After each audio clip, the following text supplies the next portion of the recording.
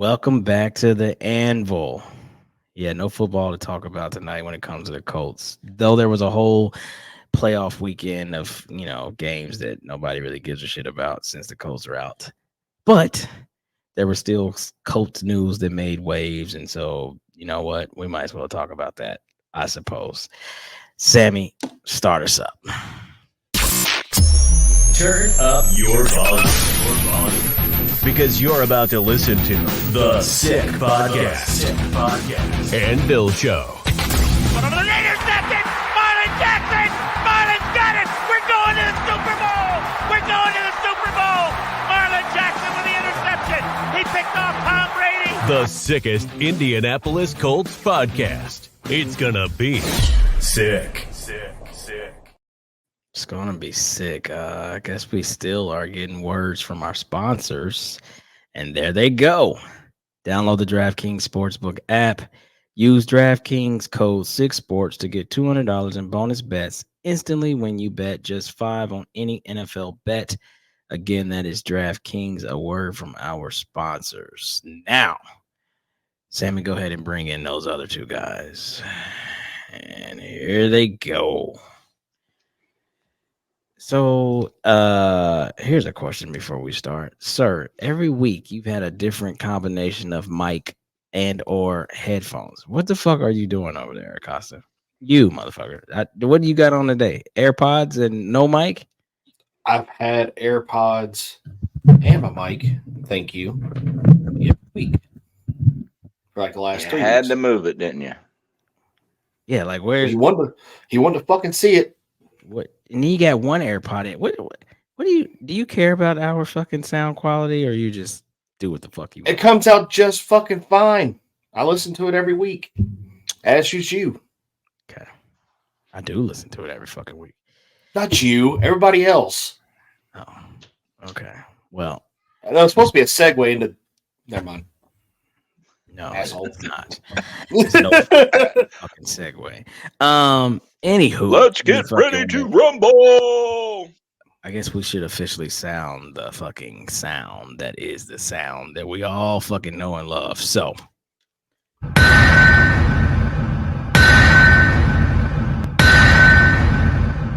and that's the official sound of the Anvil here to start your show.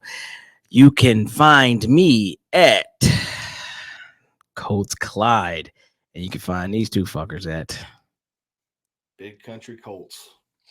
and Big P Colts.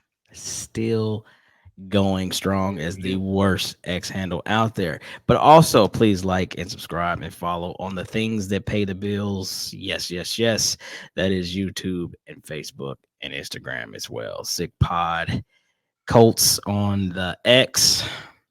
And then, of course, the Anvil Show or Sick Podcast, the Anvil Show on Facebook, Instagram, and the one and only YouTube.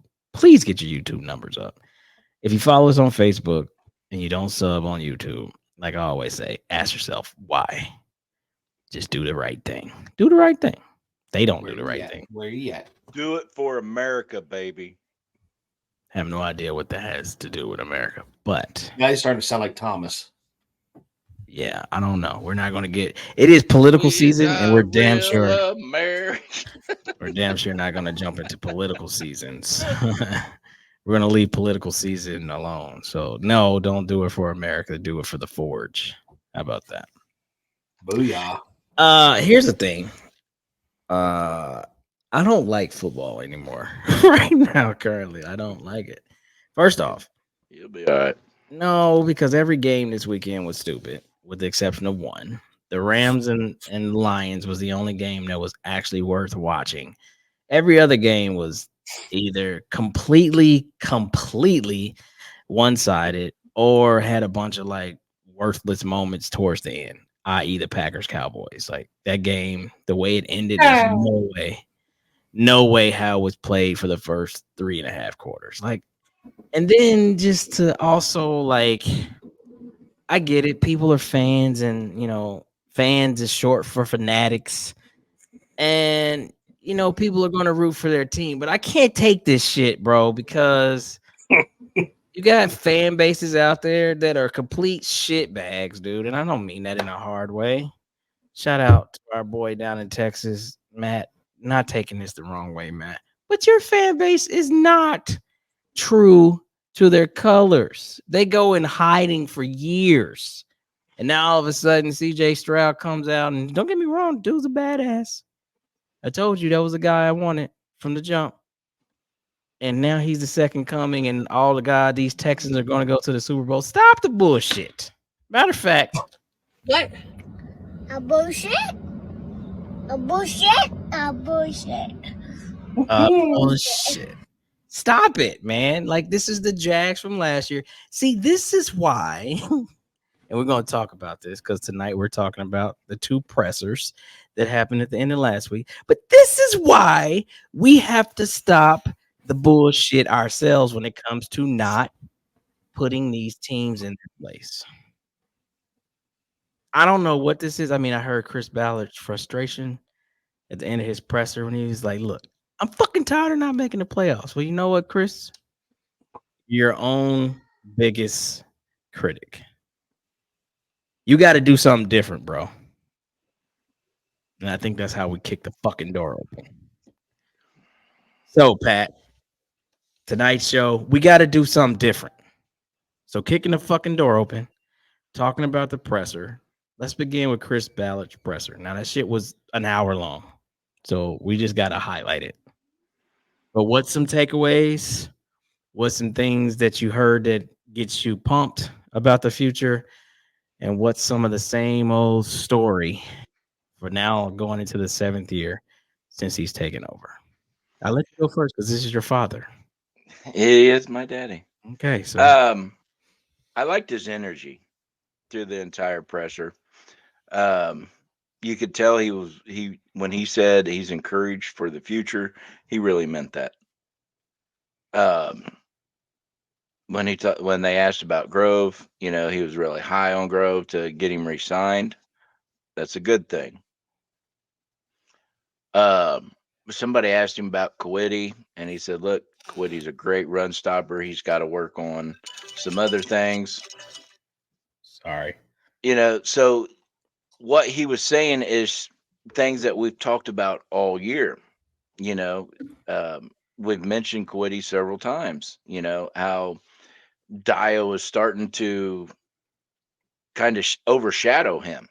You know, and from the press conference, uh, Chris really seen that too.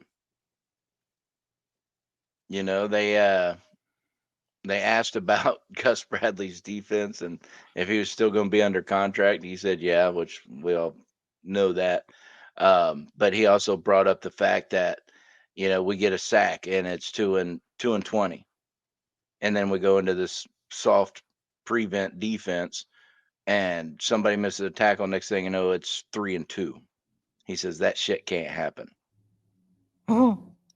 So all the things that we've kind of been bitching about a lot this year sounded like he's on top of it.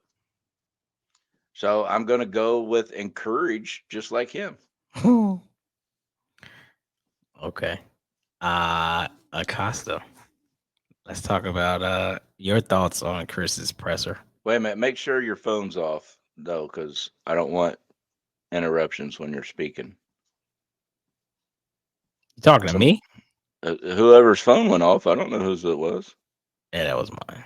Oh, it was yours. Okay. I did hear your granddaughter in the back several times doing your speech, though. Several. And that's fine because oh, okay, there it is. She's the chosen one. You know what? Not. You know what? For you and her. How about that? Bang that bitch. I don't have to worry about. I don't have to worry about a phone interrupting me when I got YouTube, motherfuckers. You just got to worry about a fucking Christmas tree up in fucking March. That's what the fuck we got to worry about with your phone. Yeah. Anyway, go first ahead. of all, still January. Anyway. Yeah. Well. I mean, for my most part, my biggest takeaway was very hopeful from him. He necessarily, like going back to the Gus Bradley thing, he really didn't blame Gus's scheme per se.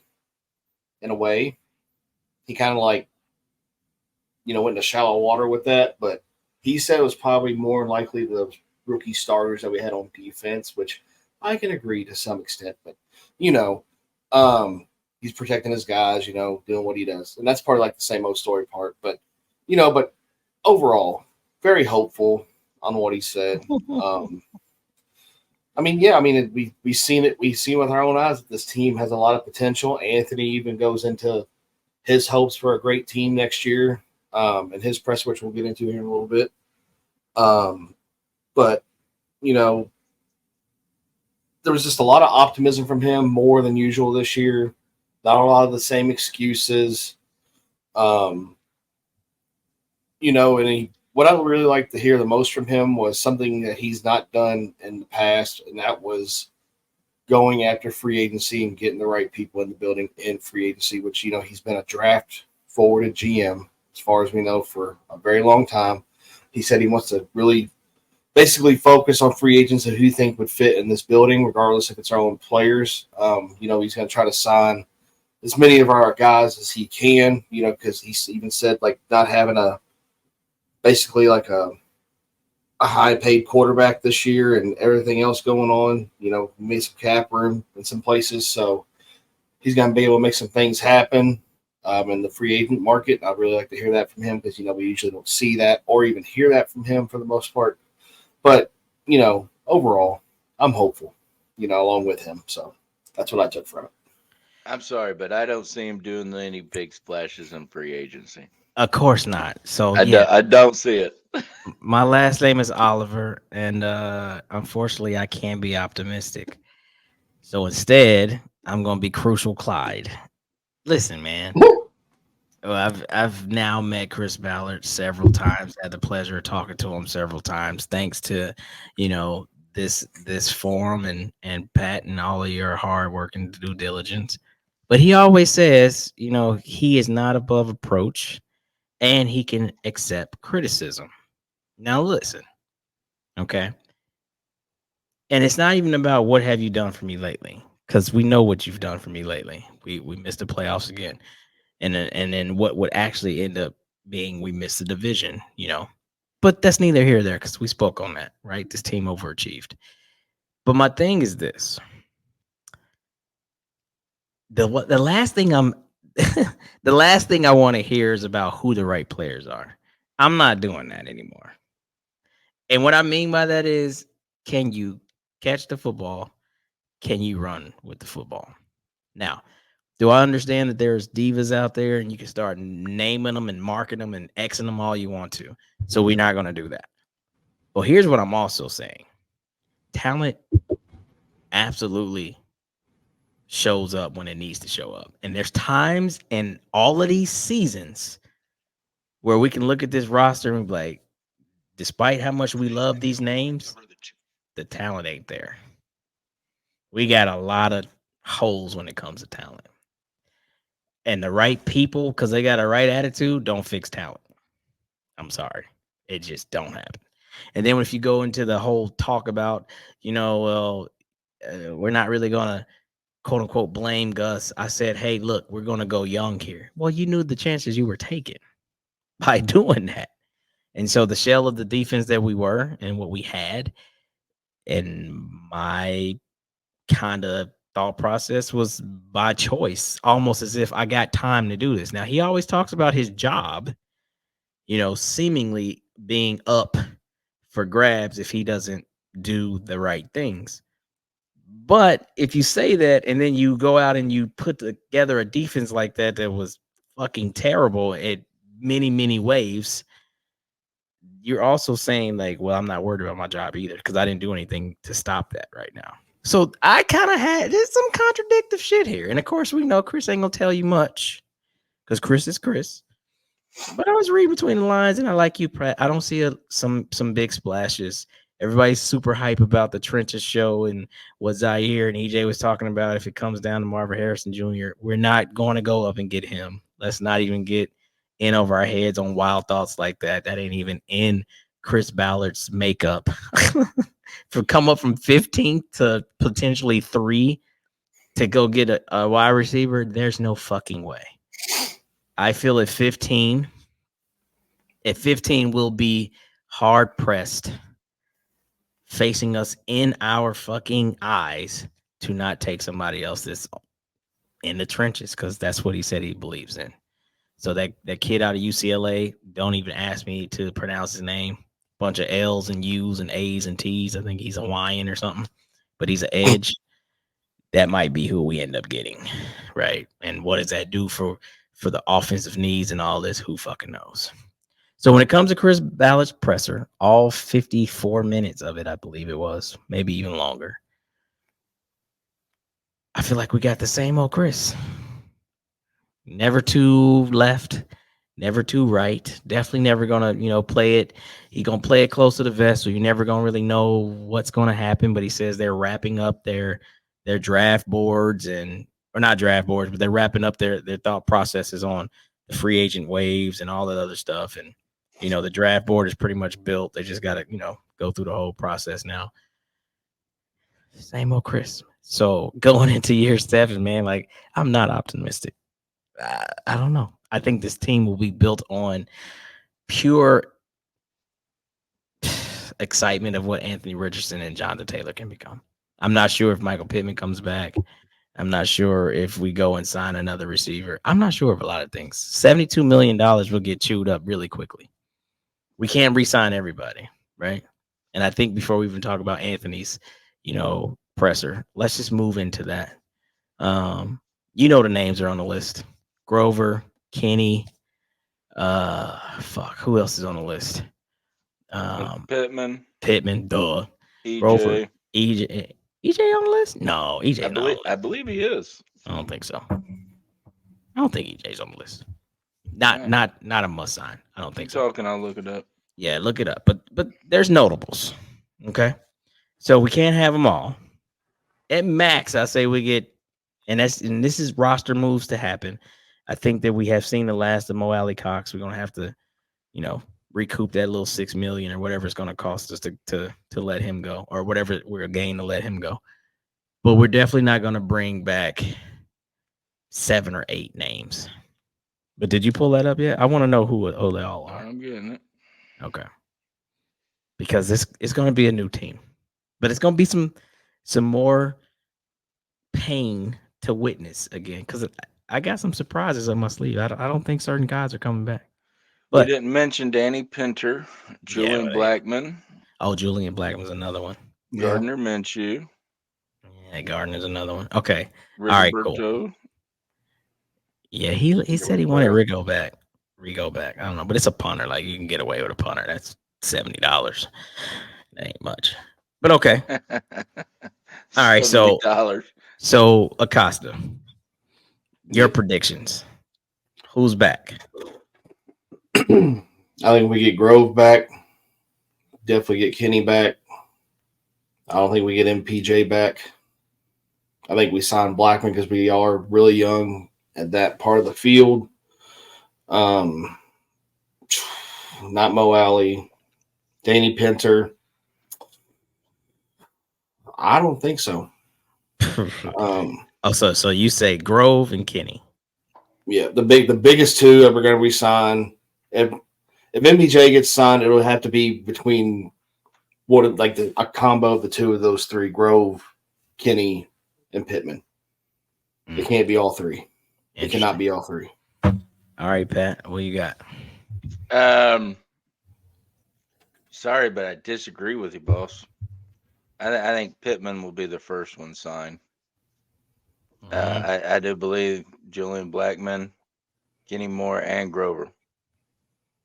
You think all three of them are going to get signed? Yeah, all 4. Yeah. What? Wow. But that leaves out Wyquan Lewis, Isaiah McKenzie. Well, he's gone. Gardner, Zach Moss, Danny Pinter. But I think he can sign Danny Pinter and Rigoberto as well, because they're not big chunks out of the cap.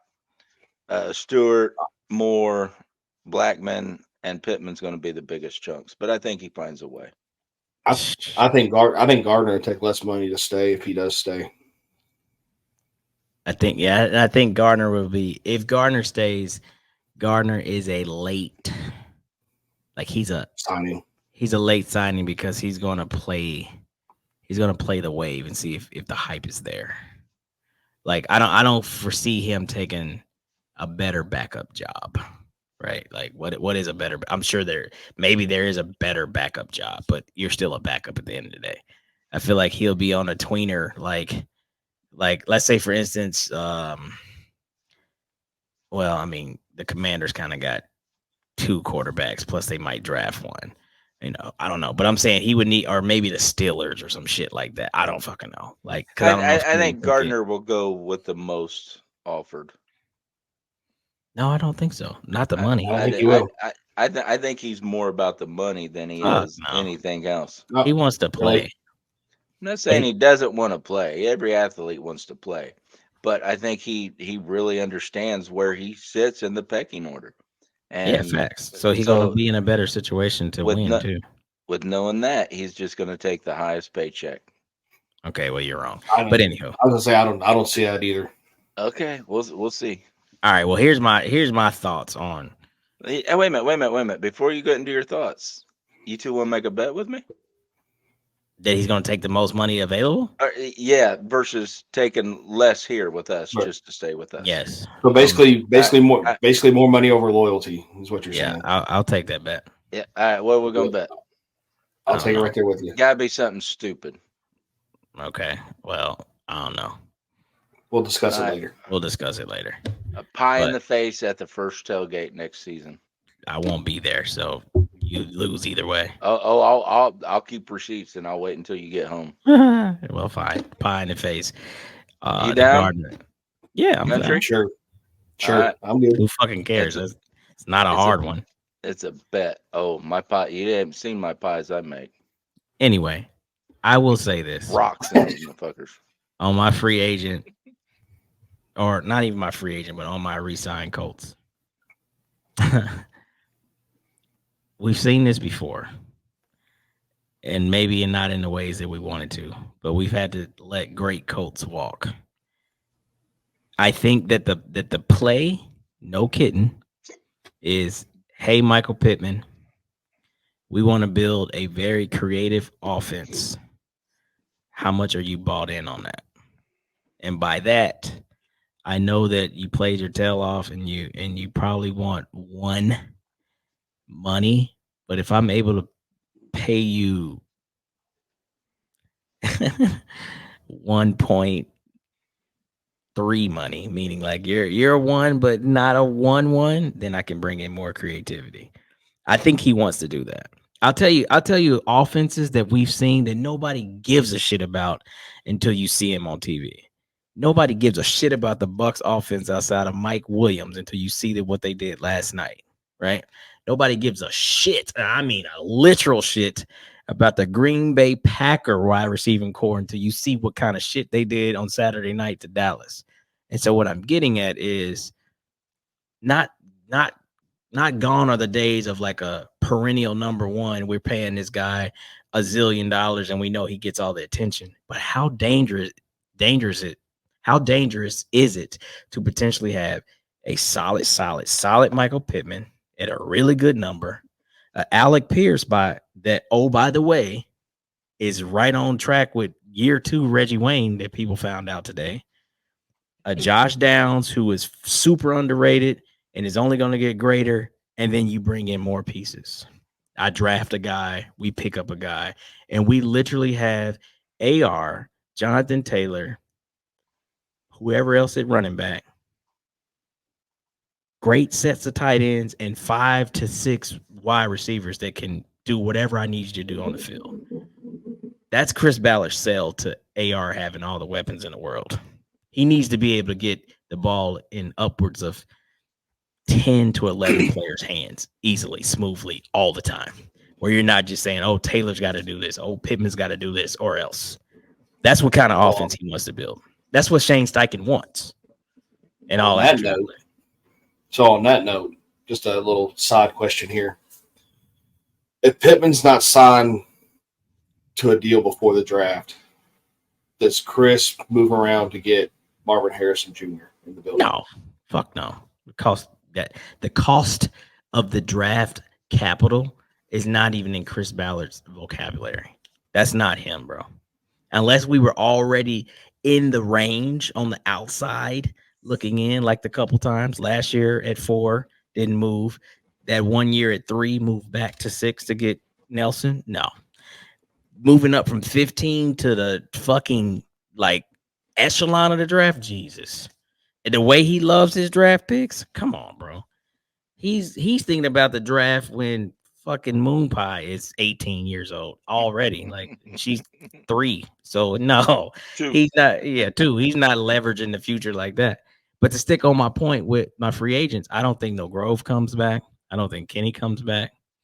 I really don't. I think we sign like a Rigo because that's not going to cost much. He really loves Tyquan Lewis. I think he gives him another favorable small deal because Tyquan has some solid. But Grove at 28 years old, Kenny at 28 years old. I just don't. And Buck next year, I feel like we might lose Buck next year. Buck's going to the last year of his deal this year. All of these dudes, unfortunately, and this is the part that we've talked about for years now. Literally, we can say that because we've been hanging around each other for a good minute. These guys, though they're young, they're not in football terms. They're aging out. I mean, fuck. Shaq Leonard might be retiring, and we cut him. Fucking Q. He even to Ballard's absolute credit of honesty, he said it himself. Q looked like the guy that was Q, the years before. He said that himself in his presser. Mm-hmm. So that tells you like he was already looking at it like, damn, it is his fucking shit starting to decline too. And so those are the things that all of this waiting game, all of this build it the right way shit, dude, you're aging the dudes out that were the fulcrum. These were the pieces. And some of these dudes are either already gone or potentially headed out this year, or more so, may not be here next year, no matter how great of Colt they have been. That's the fucking reality. And that's what has me the same old Chris. Right. So yeah, I think Michael Pittman comes back. Absolutely. Think he wants to get that done. And I know he loves Grover and all that, but as soon as they start talking, they start looking at the market, they start looking at, what people are getting, those talks are gonna be difficult. That's all I'm gonna say. So I want to be wrong on some of those, but in a lot of ways I want to be right because if he wants to do something different, I feel like the time is now. So do something different because there's plenty of free agents, which we'll probably have to get into on our next show, that could come to this team this offseason at the right number and make a difference. Both sides of the ball that don't already wear the horseshoe. So with that, let's move into Anthony's presser. And I'll start this and I'll be quick. Now I'm super optimistic. You can use my last name. To see this kid, like this is something that, I've coached sports, basketball and football for a good part of my adult life. And I've seen kids that can't play for injury reasons or grade reasons or whatever may have you. And I've seen it where it didn't affect them because you kind of know, like, hey, I'm just out here to have fun. And then you've seen the kids that, like, actually it feels like they're, like, in a prison and they can't do anything because mom said they can't play. And I can't help them as coach because mom said you can't play. That's what I seen. That's how I felt watching and listening to him talk. Like, don't get me wrong. I don't think the kid's a hater. He absolutely is excited for CJ. He's absolutely was super excited to see Gardner almost take this team to certain heights. But to then say, I know that this whole city and this franchise chose me to be the one to be in that moment, and I couldn't. The way he felt, I think I related to it. And that's got me optimistic. I think this kid, one, he's been studying. He does his due diligence. He had to go through his whole process. He said it took him like 5 or 6 weeks just to be okay with the thought of I'm not playing no more because that hurt him deeply. So to internalize all of that frustration and get your ass out here and start working, like the shit that we thought we might have seen his rookie year that would have blew our minds. I think the shit that he's gonna do in year 2, that's still technically kind of his rookie year, is gonna absolutely take it to the next level. Like I'm sorry, I'm not. Again, we can be homers and all that. For everything that CJ Stroud is, the truth is he's a pure passer. Let him run away from you here and there. Sure, he'll get you, but that's not his threat. This motherfucking kid right here that we got, like we talked about, he shrinks the field. And so if you give him a healthy running back group and you can't just focus on his legs, but his legs are still very much dangerous, the shit that he can do, he will make Lamar Jackson look like, damn, that was cool. I feel like he's that. I feel like he could be that good. Like, damn, Lamar Jackson ran for I love it. 180 yards today and threw for 250. That's cool. But fucking AR ran for 3 touchdowns, 130 and threw for 330. Like what? In one game? Like he can be that. Easy. Like it's easy. And so that's what's scary about the potential. And if he just harbors that shit the right way, good night. So yeah, going back to my prediction, give me 10 to 11 guys that he can safely put the ball in their hands, and then he's that 12th. I'm going to break your back even further. That's even better. That's even better than what Mahomes was doing at the height of his career. Because Mahomes was, running around, make a left-hand pass, break a tackle, scramble for 15, get up and do that. No, this dude runs for 15 like that's like nothing. Like Mahomes is cooking to get 15. He take a couple steps and got 15. You miss a tackle, he got 45. Like that's how he's shrinking the field. That's insane to think about. So we just got to wait our turn. And I think the organization feels that. And he will put the pieces around him to make that easy. Because the one thing, and before I kick it to y'all, the one thing that Chris said, and this was the key part of his whole presser, he said, if you look at explosives, with the 4 games that we had, Anthony, or whatever it was, we were 10th in the league. 4 games, dude. That's all we got. And he literally went out every game that he played at some point. So look at that. That's all I'm saying. But anyway, we'll start with country this time. What do you think about the presser with Anthony? I'm going to come up with 2 words that are probably not meant to be together, but it radiated with me. He is confidently humble, if that makes any sense. He's got a humility to him that you can't help but love, but at the same time, the kid's here to compete. He's here to take care of business. He's here to be the best he can be. And he said it time and time again that he wants to be one of the greats. He even said, I'm ready to show the world what I can do. Mm-hmm. But at the same time, he stays so humble about it. And that was the biggest takeaway for me about how humble he is and how confident he is and not arrogant at all about it. And you can't do nothing but respect that out of the guy. But I did get that same feeling, Clyde, what you said about him coming in this year. We thought we seen what his potential was this year and from the combine and training camp. We've not yet seen it yet. Not even close. Like literally not even close. Like, man, and that's, again, he's 21 years old. He turns 22 in May. Like, what? Like, nah, man. Like this dude, and I don't even want to say stay healthy because that marks him as if he's going to be injury prone.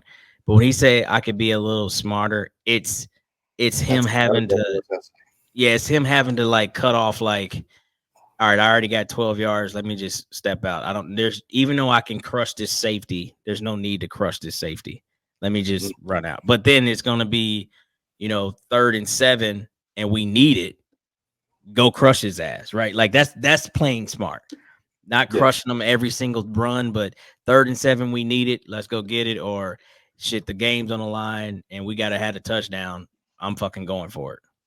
That's what I think it will happen. But Pat, what do you feel about his presser?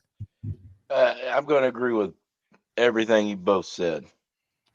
But the thing that I really took away is this kid's a baller. Mm-hmm. And if he's not out there, he's not happy. Sick. He's sick. Yes. Shout out You to the know, He, yeah, network. he literally, you could tell like he just almost like his stomach turned by saying he couldn't be out there. You could Big see it. fact. Big facts. so when I say bowler, I mean the kid wants to compete, he wants to win, and that's what we need. Facts. We absolutely need that, Facts. You know, So uh let's keep him upright. Hopefully he's, has been able to watch enough film, even more so this season because he's had more time. right. If he was healthy, there's only blocks of time that they sit in the film room and then they're out on the thing. So with him not going out on the practice field, he could probably still be doing film work with one of the assistant coaches, things like that. So I'm sure they've utilized his downtime to benefit him. Oh, And somebody smart saying, now you see how Brett Favre did this slide, or you see how uh, you know Justin Fields ran out of bounds instead of trying to plow this guy. He got the first down and he protected himself. yeah. Those kind of things, and those are the things you do have to learn, and they do have to be embedded into your head. So when you go out during the game, it's already there. That's true. It's a muscle memory, and it happens, and we keep him upright, we keep him healthy and on the field. Yeah. Yeah, but And anybody that says he's injury prone or he's Mr. Glass can kiss my Harry. okay. Well, wow.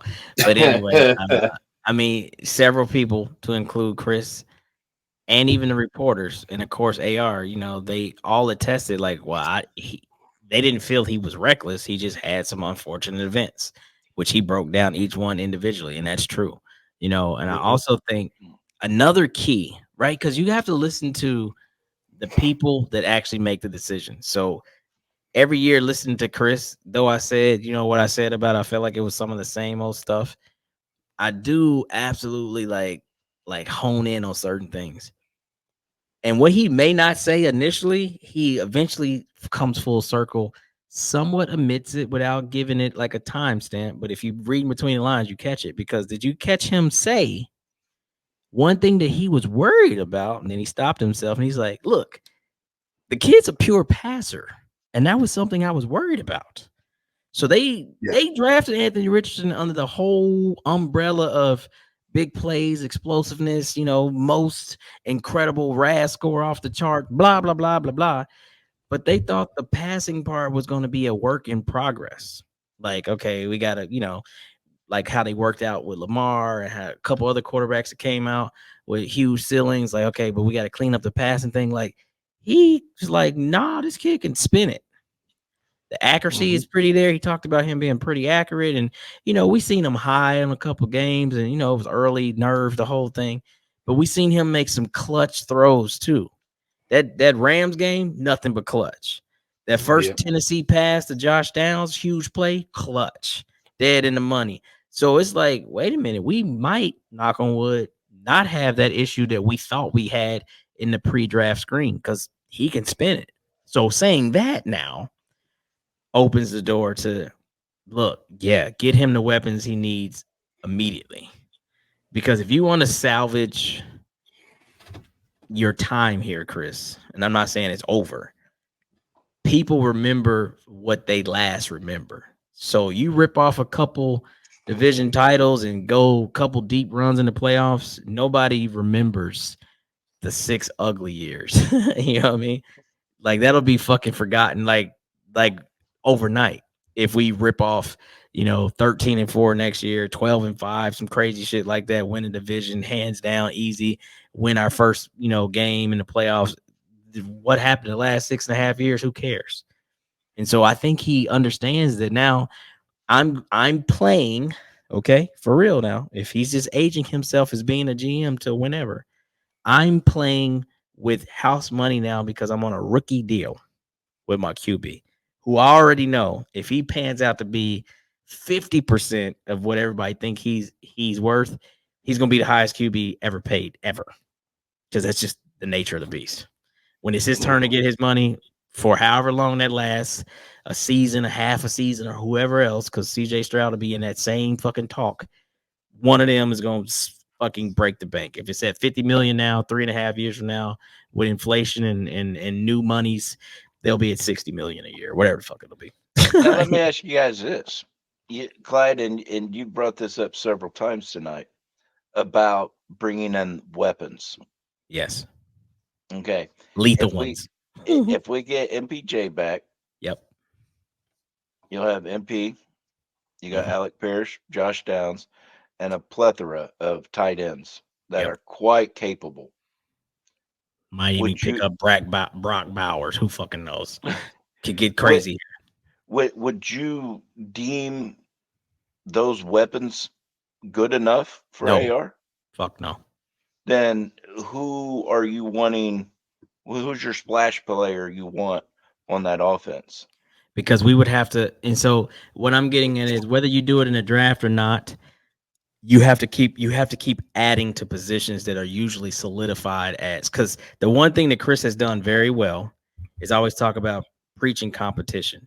But in this sense, competition doesn't really truly mean depth. Competition means Shane Steichen has, this is who I'm dressing today. I'm dressing 7 wideouts if I need to. Fuck, we about to just go bananas. Remember, we gonna pass to score and run to win. So what I'm saying is, if that's Neighbors falls to you, you pick up Neighbors. I don't think a Doozy or Harrison fall to you, but Keon Coleman is there in the draft. That's, hey, let's really take a look at, are they gonna sign Gabe Davis in Buffalo? Like, I'm talking about bringing in dudes that just fucking hit it. They run up the field and get lost. Because now, right now, this is what you look at: Michael Pittman first, probably Alec Pierce, because Alec Pierce is usually sent on loan to just kind of decoy. And then we got to watch Josh across the middle. And then after that, it's kind of hit or miss. But if you just put all these guys in that no matter who comes in, they can all run the same route tree. Now you can move Alec Pierce around and get him lost in the shuffle. And oh, yeah, he got real one-on-ones now because we got focus over here because little speed guys are running everywhere. You want chaos. You literally want to create chaos. And then, oh, by the way, let's get Jelani Woods healthy. Bring that giant in. Let's keep Mallory. Mallory runs like a wide receiver. Let's keep him going. Hey, your guy Granson stepped up this year. Maybe we keep him to the fold. You want dudes that literally, no matter what you call, especially with the Shane Steichen like wicked offense that he runs, where everybody's in different formations and motions, fucking receivers lining up as running back, all kind of shit, motion everywhere. You want defense to literally be like, man, fuck, I pick your poison. I don't fucking know. Our best defense is hoping that you drop a pass because we can't cover everybody. And oh, by the way, you got this beast 28 standing next to 5, and they might RPO out of that shit. Good fucking luck. You know what I'm saying? Like, that's what you have to create. Almost Well, a super fantasy type fucking lineup. my personal opinion is we've got the weapons No, we don't. to be the danger. No, we don't. You We say don't. no, but I say yes. You let me have my thoughts. We don't. I let you have your thoughts. We so don't. But have your thoughts. My Have them, my and I'll finish with this. I think we need to utilize our weapons better. Pat, come I think on, we bro. need to go to Josh Downs more. I think we need to go to those tight ends more. But listen to what you're saying, though. That's my point. That's exactly my point. You're itemizing the person. That's not what I'm getting at. You're creating. Remember, we talked about this maybe last offseason or maybe the one before that. Is it better to have one or two guys or a system that just you plug and play and everybody at the end of the year, you're like, hey, everybody's numbers kind of just fan out. Maybe we don't have the Tyreek Hill 1,700-yard guy. We don't have the CD Lamb 140 catch guy. But over the course of everything, when you look at it all, like, well, shit, AR ended up passing for 4,800 yards. He had fucking 40 TDs. You know, overall, all these guys contributed. I think that's what Shane Steichen would love to have. So what I'm getting at is, you say those guys that you name, how many fucking sub 4-4 guys we got in the wide receiver room? Two. Can't tell you. I'd probably say Josh Downs. Well, Josh Downs was like 4. I think he was like a 4-4. And Pierce might not even be sub 4-4. He might be 4-4. But if you look at what Tampa put on the field last night, that Moore kid, who the fuck was that? Couldn't catch him. The other kid that caught the other 56-yarder, who the fuck was that? Couldn't catch him. You look at Green Bay, they just taking off, just out of the fucking hemisphere fast. You want dudes that are doing that. And so when you plug and play, literally, you're not even giving a shit that, okay, Michael Pittman has his helmet off getting a breather. Because now Alex slid over to his shit, but you still got Josh on the field and another dude and AR and JT and a fucking tight end and whatever the fuck else you want. So you're not even looking at names anymore. Now I get it. Over time, right? Players are going to want the football. I mean, that's what they get paid to do. But if you're thinking about how we're going to consistently win and what that looks like going forward, then you got to look at the Patriot way. These dudes eventually age out or they cost too much and they move on, but the system stays in play. And I think with Shane Steichen, we can look, if everything goes well, he's a 10-year Colts coach. Easy. He's that fucking mastermindful. But if he can have it where, he just keeps plugging and playing into his system.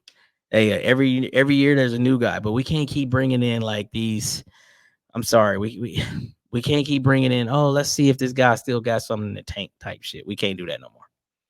I'm not saying that. I'm Ain't no just more of that saying. bullshit. I'm saying with the who's on the roster now, I think is viable to say they're actual weapons. To me, I just think they need to be utilized properly.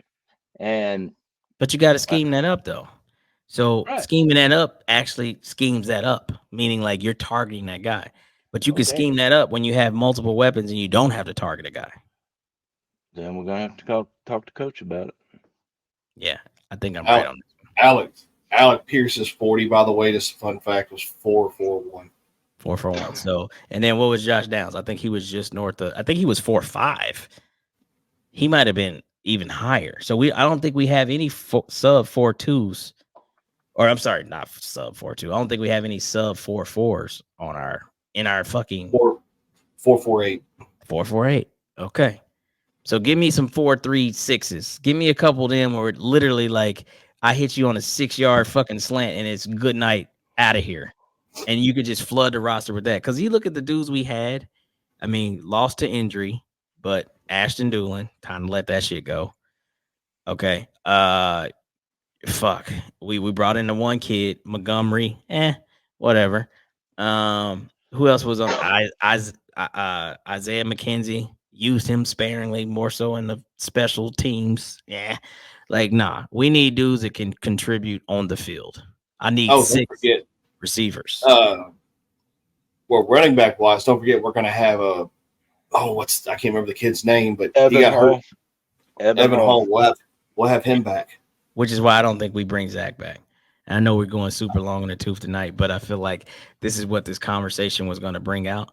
But like, honestly, I feel like, and I'm saying this lightly, you want a good 1-2 punch, but your 1-2 punch can't really be 1A, 1B punch. So I'd rather have JT and Trey Sermon if I'm going 1-2, and then Evan Hall. And they might bring the kid Goodson back because they really, really like him. And I know he had a tough end to his season, but I don't think we bring Zach Moss back. I don't think we do either. Yeah. I don't think, sadly, I don't think we do either. I think he'll go to maybe even a starting spot somewhere. Right. Which is what I'm saying. Like, if you paying JT what you're paying him, you can't, like, there's too many times where we're riding a wave of, as Shane like to say, the hot hand. Well, fuck the hot hand. Like, because if I give you the ball, JT, we can see what you can still do with 188 yards on however many carries in the last game of the season. That's where the hot hand's going to be. Fuck the other hand. So if Trey Sermon come in and give you eight good carries a game, great. If we bring in Evan Hall and give him some Swiss Army knife shit for, his 10, 12 plays, awesome. But JT needs to be 70-30. Oh, yeah. I mean, he'll still be the workhorse. Yeah, so for all that Zach Moss did, love it, but no, sir. We don't need to bring that back. And that's no knock on him. But just it just makes things more difficult. But if you get that tight end room right, and you get that wide receiver room right, and you got Hull, JT, Sermon, and Goodson for backs, because Goodson will probably stay on the practice squad here and there, and we'll probably suit 3. We're fucking rocking and rolling, bro. That's 10, 11 players for AR. And you're not even counting AR as a playmaker outside of throwing the ball. That's what I'm saying. So you got a 4th, 5th running back that people don't like to, we don't like to say it like that, but yeah, he probably going to contribute for 40 some yards a game. He can on average, barely utilizing them. And every now and then he's going to have his game with 75 to 100. Yeah, he says he's looking forward to opening up the running room for JT with his own legs. So Good fucking night. So all you need, literally, I hate this style of football, but I'm going to just have to live with it. We'll be running like a college spread offense. For real. I can't stand to watch it when I'm watching college football, but that's what it'll look like. And I'm okay with it. As long as it's effective, I don't care. Like, and the tempo thing in year 2, the tempo thing will be better. Because there's games where it's like, boy, we can't be stopped. And then all of a sudden we slow it down. Don't make sense. Tempo is going to make sense because he's going to have his starting quarterback and he's going to know, like, hey, we're going fast this drive. Hey, we're going to slow it down. Like, they'll get that right. And the Colts can honestly, we will be, and it's, I mean, I'm sorry, the mercy of the defense. But our offense next year could absolutely be a top 5 offense, hands down. But what that defense is going to require our offense to constantly do, now that's up in the air. And that's not for this podcast because shit, we'll need another 3 hours. You ain't wrong there, brother. So with that, let's wrap this fucking thing up before we get fired out this motherfucker. But hey, it's the off season, and I know at some point we're gonna start going to one show. We don't know exactly when that's gonna kick in. So, we'll give you a little bit more. So sorry, sick team. Pat, blame it on Pat. It's my fault. Yeah. All right. Any final fucking reattacks?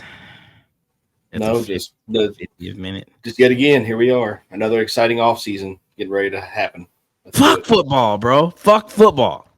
I didn't win a fucking fantasy this year, not a single one. Okay. Yeah, and now I have to fucking sit and watch quarterbacks like Jordan Love, who could have maybe been a Colt, Baker fucking Mayfield, CJ Damn Stroud, maybe would have been a Colt. Joe Flacco played. Get the fuck out of here. Like what? Don't forget Mason Rudolph. Oh shit, man. And on that fucking note, I'm about to hit you with that giant 95-pound helmet. Yeah, no shit, bro. Like that's the type of world we live in. It's just not fair, bro. It's just not fair. I will say this. Okay. I'm here for the parody though. Now I'm not talking calling out scripts and all that other shit, but I'm here for the parody. So in the last couple of years now, we've got some wild shit out of left field. Remember the Bengals went to the Super Bowl a couple of years ago? The Rams, who were, like really not great for a couple years, they came out the blue, went to 2 Super Bowls over like a course of 4 years, won 1, lost 1. I'm for some parody. So right now, if I'm pulling for a team, I'm pulling for the Lions. I would love to see the fucking Lions in the Super Bowl. Whether they win it or not, I don't give a shit. But to be like the Detroit Lions, what? That'd be incredible. That'd be incredible. Freaking amazing. Lions and Texans. No, I think don't be an asshole. Don't be an asshole. I think it's seriously going to be the Lions and Bills. See, some shit like that, I'll be up for. Not the fucking like that right there. Because can you imagine? Yep. Can you imagine if the fucking Texans go to the Super Bowl? How much shit you got to hear? We love the traveling Texans. Bunch of great people. But man, the way we'll be serenaded with CJ Stroud is the second coming of our Lord and Savior. I would absolutely have to maybe take myself out, bro. I could not handle it. AR gonna knock him down a few. Yeah, well, he will never be able to say I took my team to the Super Bowl in my first year, and then we'll never live that shit down. That's true. Can you imagine Yes, that we bullshit? So let's the Ravens. Do your fucking job. Don't come out on this fucking we had a bye week hangover bullshit. Beat the shit out the Texans and put them back into their fucking normalcy. This is the Houston Texans, bro. They suck. We split with them. They're not this fucking good. Like, get the tape out. He's throwing to Nico fucking Collins, bro. Nico fucking Collins. He's from my school, Michigan. Hail the fucking victors and all the shit. But he's not throwing to fucking Jamar Chase or Justin Jefferson or some perennial stud. He's throwing to random ass dudes. And Devin Singletary, I don't know what it is, but backs that have escaped Buffalo, because we got Zach Moss, seemingly play football in other cities. Who the fuck is he over the last couple of weeks? Devin Singletary looks like a motherfucker that should be drafted in the fucking first round fantasy draft next year. Devin fucking Singletary. So listen, bro, do your fucking job and put this shit to bed. Fuck, bruh. Sammy, get us the fuck out of here. I was gonna say, bruh, damn.